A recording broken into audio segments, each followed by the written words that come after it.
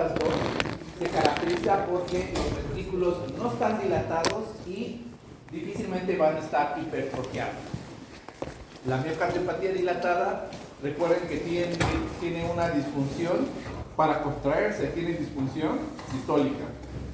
La miocardiopatía hipertrófica tiene disfunción para llenarse, tiene disfunción diastólica. La restrictiva, ¿qué es lo que pasa en la restrictiva? La restrictiva se endurece, no se hipertrofia, no se dilata, sino que se endurece. ¿Por qué se endurece? Por una alteración genética de las fibras miocárdicas o porque se empieza a depositar otro tipo de tejido que no precisamente es tejido contráctil. Entonces, como tenemos un endurecimiento de las paredes ventriculares, ya pierden mucha distensibilidad. ¿Qué va a pasar cuando pierden distensibilidad? Pues que prácticamente para llenarse les cuesta bastante trabajo porque son poco distensibles. Entonces, la restrictiva se caracteriza por disfunción diastólica. Vamos a tener ausencia de hipertrofia, pero como les mencioné, cuando se infiltran las paredes por algún tipo de sustancia, pueden aumentar del grosor, pero no es a expensa de tejido muscular. La función sistólica generalmente es normal y cuando está alterada, solamente está ligeramente disminuida. Algunos autores les mencionan que es una disfunción mixta, que tanto puede tener disfunción diastólica como disfunción sistólica. Por supuesto, dentro de la evolución natural de la enfermedad, con el deterioro de la función cardíaca, pues finalmente va a llegar a tener una disfunción sistólica. Pero la fisiopatología inicia con una disfunción diastólica.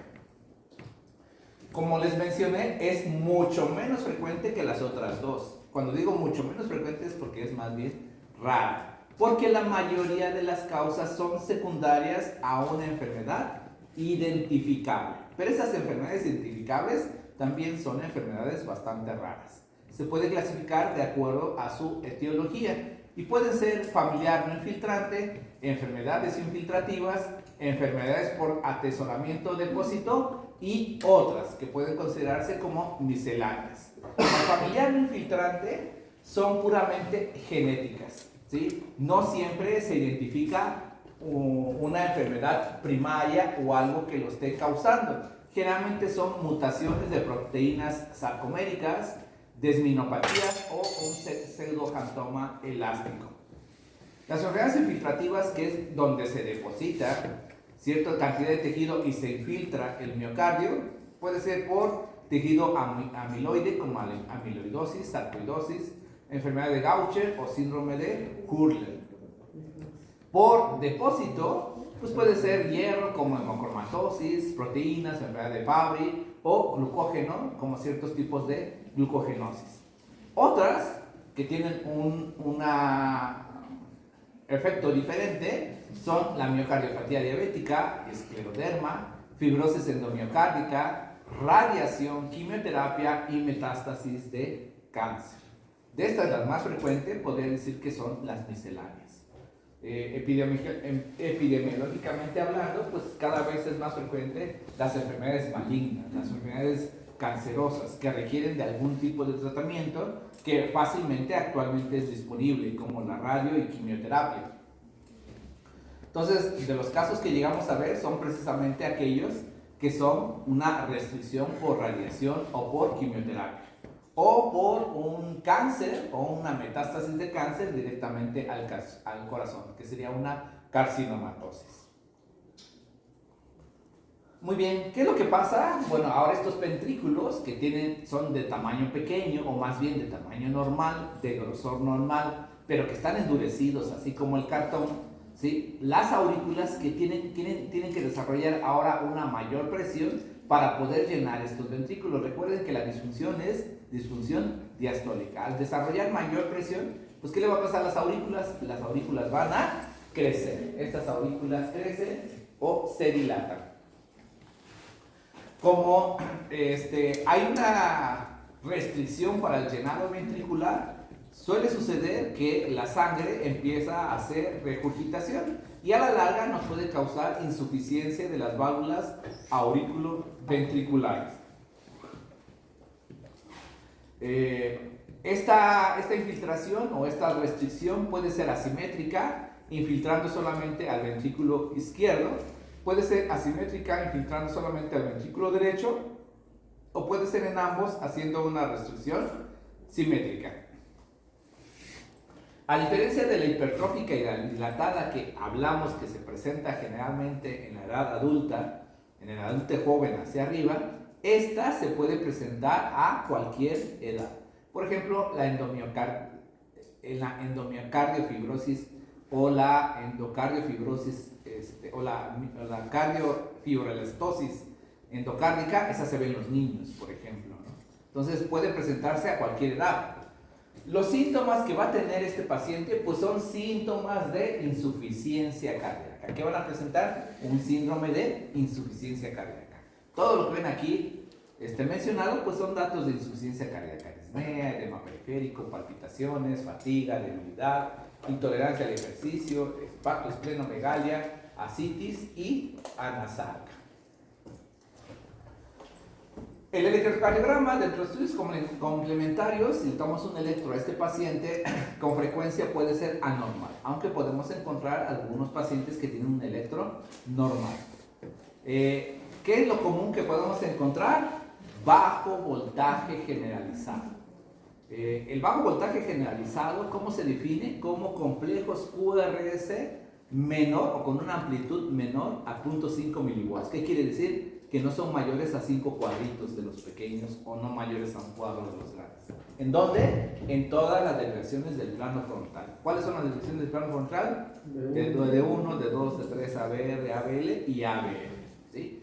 También podemos encontrar, bueno, el bajo voltaje generalizado, ¿en quiénes lo encontramos? En aquellos donde el registro de la actividad eléctrica del corazón a donde se está originando y donde lo estamos captando, es decir, del corazón a la piel, puede estar muy lejos o haber mucho tejido, se presenta, ¿no? Como en pacientes muy gorditos, los pacientes que tienen obesidad importante o incluso mórbida, le tomas un electro y es común que los complejos sean bajos en la división del plano frontal. ¿Por qué? Por la misma obesidad. En los pacientes que tienen mucho aire en los pulmones, como podría ser el enfisema pulmonar, también puede tener bajo voltaje generalizado. Los pacientes que tienen líquido en el pericardio, que tienen un derrame pericárdico, también pueden tener bajo voltaje generalizado. Y estos pacientes también pueden tener bajo voltaje generalizado, obviamente por lo que es la miocardiopatía restrictiva. ¿Podría repetir cómo se ve el bajo voltaje? Ahorita te lo sé. Ahorita va. Sí. ¿El complejo QRS? El QRS tiene una amplitud menor a los 0.5 miliwatts, es decir, es menor a 5 cuadritos. En algunas ocasiones podemos encontrar en las derivaciones de derechas, las precordiales derechas. ¿Cuáles son las precordiales derechas? B1, B2. Un hallazgo que comparte con la miocardiopatía hipertrófica. Recuerden que cuando les dije que miocardiopatía hipertrófica, lo que más se va a hipertrofiar es el septum. En el electro, ¿cómo vemos esta hipertrofia del septum? Que en B1, B2 vamos a ver ondas Q, como si fuera de infarto, y vamos a tener ausencia de progresión del primer vector, es decir, no vemos ondas R. Ese hallazgo también lo podemos encontrar en la miocardiopatía restrictiva. Podemos encontrar bloqueos de rama, tanto izquierda como derecha, ¿sí? Así como diversos grados de bloqueo cardíaco y trastornos de la repolarización. Podemos encontrar arritmias, pero las arritmias más frecuentes, ¿dónde van a ser? Pues obviamente en las aurículas.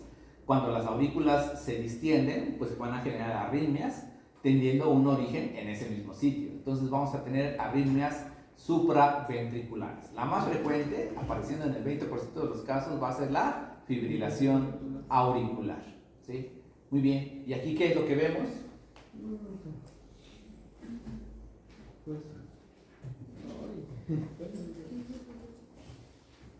Pues en D2 no hay QRS. Hay como que sí está restricción en la conductividad.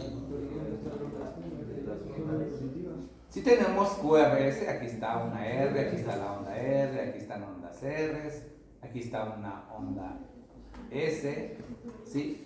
Pero todos los QRS, ¿cómo están? Pues pequeñísimos, ¿sí? ¿En qué derivaciones? En las frontales, D1, D2, D3, ABR, ABL y ABP. Esto, así se ve el bajo voltaje generalizado. Este es bajo voltaje generalizado, ¿sí? Y precordiales derechas, aquí vemos el hallazgo que les había mencionado. B1, B2, incluso hasta B3, que vemos ondas Q profundas, que se llamarían ondas QS. Normalmente no tenemos que ver ondas Q. ¿Qué ondas vemos aquí? S, ¿no? Normalmente, ¿qué ondas veríamos? S, ¿no? S, porque deberíamos de tener primero una onda R pequeña, ¿no? Una positiva. Recuerden, onda Q es primera deflexión negativa. Onda S, primera deflexión negativa después de una deflexión positiva. Aquí no hay deflexión positiva, entonces por definición son ondas Qs. ¿Qué curso? Es lo que les había mencionado, que tenemos falta de progresión del primer vector. ¿Cuál sería el primer vector? El septal, que nos da unas pequeñas ondas R, ¿sí? Pero aquí no hay ondas R y entonces por definición serían ondas Q o ondas QS, ¿sí? Como si fuera la cicatriz de un infarto, pero no. Es algo característico que podemos encontrar como hallazgo en este tipo de patología. Muy bien, ahí que vemos.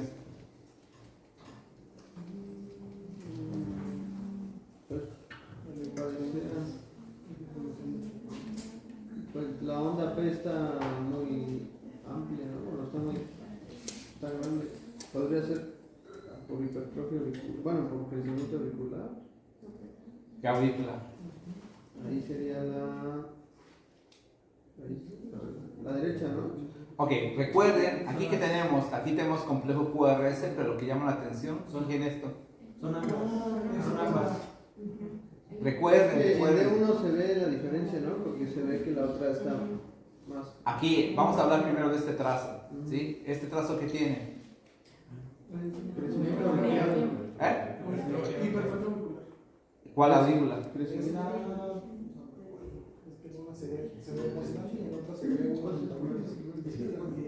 Derecha, ¿no? Que se sobreponen las dos, hay dos. Aquí, de este. Yo digo que derecha. Ok, recuerden que lo normal de la onda P en amplitud, es decir, en tamaño, no debe ser mayor de 2.5 y en duración también 2.5, ¿sí? Recuerden que la onda P tiene dos componentes, el de la aurícula derecha y el de la aurícula izquierda. Cuando crece hacia arriba en amplitud, quiere decir que está aumentado el primer componente, que es el de la aurícula derecha, ¿sí? Entonces, si se fijan, aquí tenemos 1, 2, 3 cuadritos, ¿sí? Entonces, está aumentado en amplitud, ¿sí? Y aquí, ¿cuánto vemos de duración? Vemos 1, 2, pues apenas 2, 2.5, la duración es normal. Entonces, tiene crecimiento auricular derecho, porque tiene aumento de la amplitud. Y de este lado,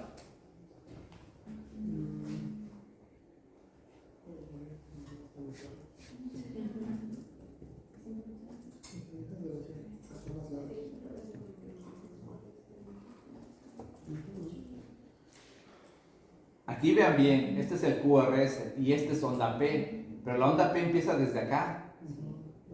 Esto es onda P y esta es onda P. Nada más que estamos viendo vector derecho y vector izquierdo. Y aquí estás viendo vector derecho y vector izquierdo. Aquí vemos vector derecho y aquí vemos vector izquierdo. Incluso en B1, recuerden que en B1 las ondas P pueden ser isodifásicas. Podemos ver el vector derecho que se acerca, que sería positivo, y el vector izquierdo que se aleja. Por eso aquí hace negativo. De aquí hasta acá es la onda P. Entonces está haciendo así una forma de ¿qué aquí? Exactamente. O como si fuera una letra ¿qué? M, ¿no? Son ondas P melladas u ondas P MD. De mitral, o sea, digamos. Ondas P mitrales, ¿no? Porque la principal causa es la estenosis mitral, pero en este caso no es, ¿sí?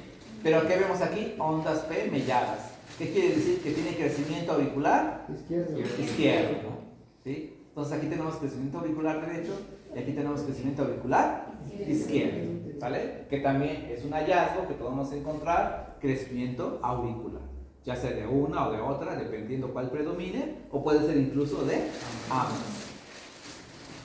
¿Qué vamos a ver en la radiografía del tórax? Pues muchas de las ocasiones vamos a ver a la silueta cardíaca normal, porque los ventrículos están duros, pero no están crecidos ni hipertróficos. ¿Qué es lo que generalmente crece? Las aurículas. Entonces suele mostrar aumento del tamaño de las cavidades auriculares sin una cardiomegalia significativa. Si toda la pléyade de signos que tiene el paciente y síntomas son de insuficiencia cardíaca, pues obviamente vamos a encontrar datos de insuficiencia cardíaca, es decir, datos de congestión venocapilar pulmonar. Entonces vemos aquí en una radiografía, tenemos una cardiomegalia, que es una cardiomegalia leve, y estos son datos, ciertos datos leves de congestión pulmonar, ¿sí? Una radiografía de un paciente que tiene insuficiencia cardíaca. Muy bien, ¿qué estudios complementarios? Pues un ecocardiograma, ¿sí? Este nos va a mostrar aumento del tamaño de las cavidades auriculares con unos ventrículos del tamaño normal. Vamos a evaluar mediante este mismo estudio la funcionalidad de las válvulas y si tiene algún tipo de alteración, que dijimos que lo frecuente es que desarrollen insuficiencia de las válvulas auriculoventriculares. Si tenemos esta miocardiopatía es secundaria a una enfermedad infiltrativa, pues vamos a encontrar las paredes engrosadas. Si solamente es algo genético, pues van a ser del tamaño normal, nada más que están duras, con disminución de la movilidad, disminución de la distensibilidad y alteraciones en el llenado, es decir, insuficiencia diastólica, ¿sí? El cateterismo cardíaco no siempre se hace de forma rutinaria, pero a veces es necesario para la confirmación del diagnóstico, evaluar la severidad de la enfermedad y hacer un diagnóstico diferencial con una pericarditis constrictiva. Y si muchas de este tipo de patologías se llega al diagnóstico haciendo un estudio histopatológico, pues obviamente sería la forma de tomar una biopsia endomiocárdica, ¿sí? Para hacer el diagnóstico exacto de este tipo de pacientes. Muy bien, ¿cuál es el tratamiento? El tratamiento pues es el de insuficiencia cardíaca, pero sí, no sigue las pausas terapéuticas estándar como en otros tipos de miocardiopatías o como en cualquier otro tipo de insuficiencia cardíaca. ¿Qué es lo que hacemos en la insuficiencia cardíaca? Pues generalmente les damos medicamentos que disminuyan la precarga, como diuréticos, le damos medicamentos que disminuyan la poscarga, como vasodilatadores, y le damos medicamentos que tengan un efecto inotrópico positivo. En este tipo de patología, como el miocardio es como un cartón, por así decirlo, eso reduce mucho el espectro terapéutico. ¿Qué quiere decir? Que el margen es muy estrecho. Vamos por ejemplo con la precarga, ¿no? La precarga, entre más llenes a un ventrículo, pues mejor se va a contraer y más cantidad de sangre va a expulsar. Si es un corazón insuficiente, pues le bajas la precarga, va a seguir expulsando la misma cantidad de sangre, o al menos la necesaria, pero sin tanto trabajo, por eso es que mejora. Pero aquí, ¿qué sucede? Que con tantito que se pase un poquito, ¿sí? Ya va a comprometer el volumen latido y el gasto cardíaco, ¿sí? Entonces, por ejemplo, en el caso de los diuréticos, sí contribuyen a mejorar la sintomatología congestiva, pero es muy fácil que baje tanto la precarga que ahora comprometa el volumen latido y haga bajo gasto. Lo mismo va a hacer con la poscarga. Los vasodilatadores también, si ya no hay tanta obstrucción para que los ventrículos expulsen la sangre, porque ya está vasodilatado el paciente, sí hay mejoría, pero es muy fácil pasarte al otro lado, donde ahora esa vasodilatación hace que pues, el corazón se haga más insuficiente, tenga datos de bajo gasto o se pueda hipotensar ese paciente, ¿sí? Entonces, el mismo corazón de miocardiopatía restrictiva está compensando, ¿sí? Latiendo más rápido. Entonces, una taquicardia moderada generalmente es beneficiosa porque está compensando. Si nosotros le damos medicamentos que sean inotrópicos negativos, como pueden ser los digitálicos, aunque pueden mejorar un poquito la contractilidad, recuerden que aquí no tenemos tanta disfunción sistólica. Si se comprueba que tenga disfunción sistólica, entonces sí va a haber mejoría, pero si no, lo único que va a hacer es efecto cronotrópico negativo, comprometiendo más el gasto cardíaco. Y el mismo efecto van a tener los calcio antagonistas, porque van a disminuir la frecuencia cardíaca. Ya ni se diga de los beta bloqueadores. ¿Sí? Y pues muchos de estos, recuerden, como dice ahí una transparencia, en la gran mayoría de estas patologías o de esta miocardiopatía se identifica una enfermedad o tiene una causa, y esto es algo de tipo secundario.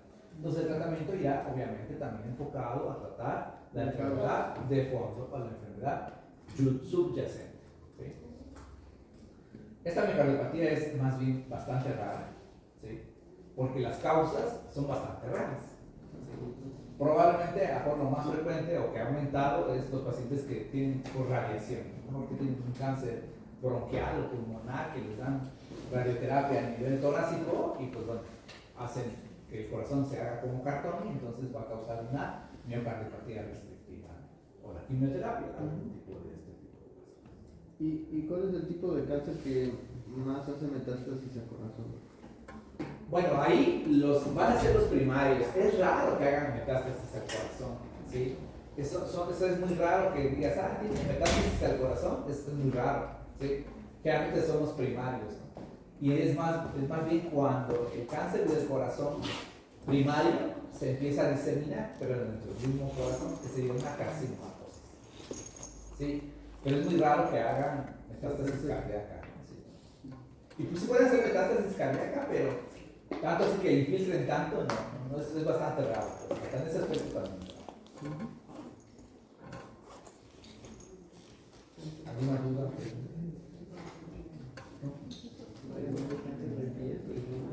Bueno, tal vez, nos vemos hasta luego.